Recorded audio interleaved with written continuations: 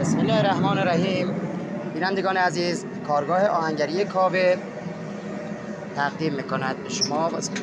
کارگاه آهنگری کاوه ساخت ساز انواع اقسام تجهیزات کشاورزی دامداری خدمت همه شما عزیزان، از قبیل تبر، تیشه، کلنگ و دیلم، بیلکون، سیخ، انبر، نونواری کن، همه چیز و همه اقلام ساخت ساز میشه در این کارگاه.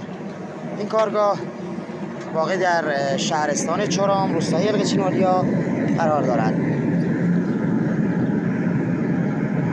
تقدیم به همه دوستداران کارهای سنتی. به نام خدا، کارگاه آهنگری کاوه تقدیم می‌کند. این کارگاه مجهز به دستگاه پیشرفته و به روز دنیا واقع در استان